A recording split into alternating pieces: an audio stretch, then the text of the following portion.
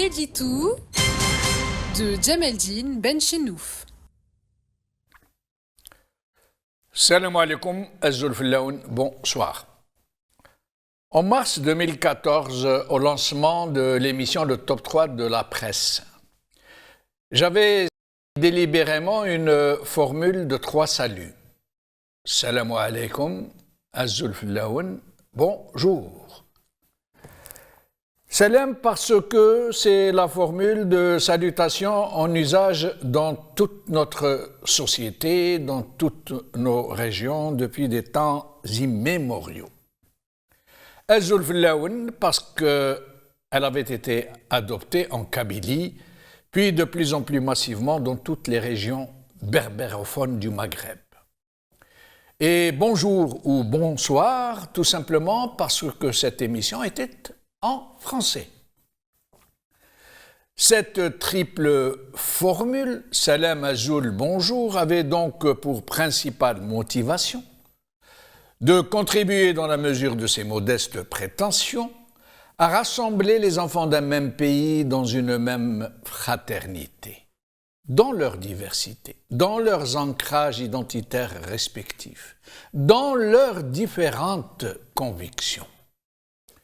Le fait même de les prononcer en une seule formulation et au début de chaque émission procédait de la volonté de fusionner les diversités et les ancrages linguistiques, idéologiques, en une seule profession de fraternité. De faire communier le choix culturel de chacun avec celui des autres compatriotes, dans une même formulation, dans l'acceptation bienveillante les uns des autres, les uns par les autres. Cela avait eu un impact tellement heureux qu'un peu partout dans le pays, les gens se sont spontanément mis à user dans leur communication verbale de ces 3 salutations en même temps. Mais pas tous, cependant, puisque certains qui en avaient saisi la motivation profonde et dont la portée dérangeait peut-être leur fonds de commerce respectifs ont entrepris d'adopter la formule, mais de la tronquer délibérément de la salutation dont ils estimaient qu'elle ne convenait pas à leur propre et respective profession de foi identitaire. C'est ainsi, par exemple, qu'une personnalité politique très connue adopta pour ses communications publiques verbales d'une triple formule de salutation, mais en supprimant le salam alaikum. Cela donna ceci dans la bouche de ce monsieur. Azul Fillaoun, amsal khair alaikum, bonjour. Depuis l'autre bord du fossé, de l'autre côté, d'autres personnalités politiques se sont confinés résolument dans la seule salutation de « Assalamu alaikum wa rahmatullahi ta'ala wa barakatuhu ».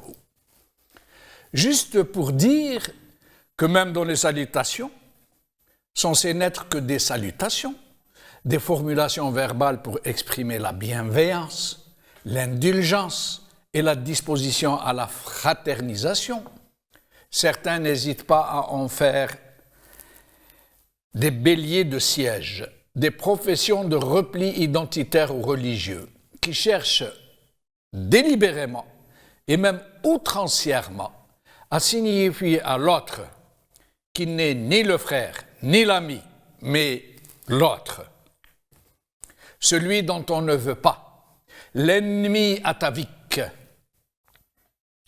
Et encore pire que cela, et alors que la bienveillance et la politesse commandent de répondre au salut au moins par le même salut, ou encore mieux que le salut, de répondre salam à qui vous dit salam, azul à qui vous dit azul, et bonjour à qui vous dit bonjour, sans plus de complexe ni de chichi.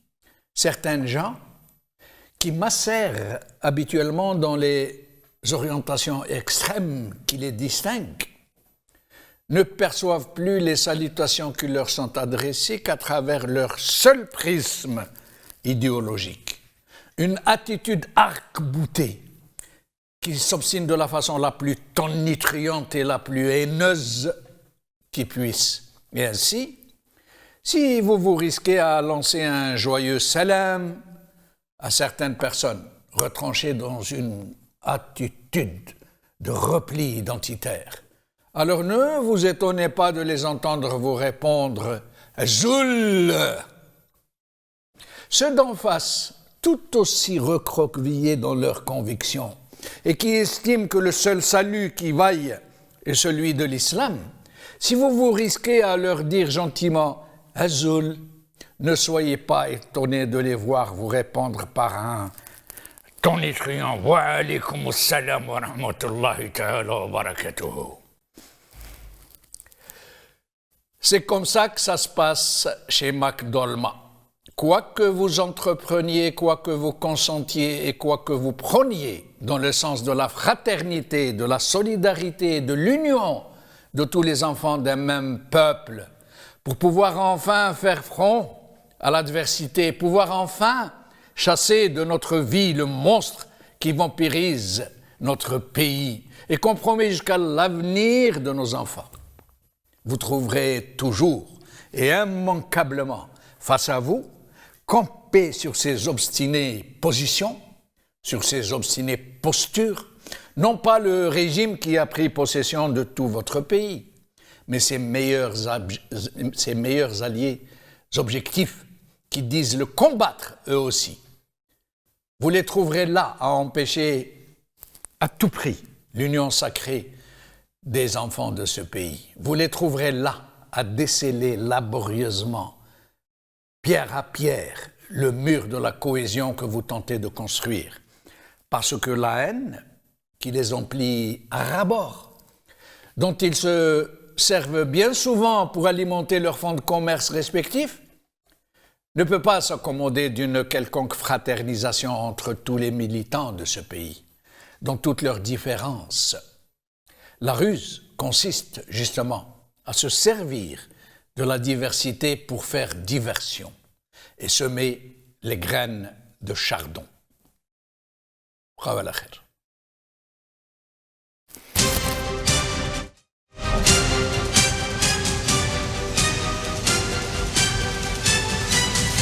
L'édito de Djemeldine Benchenouf.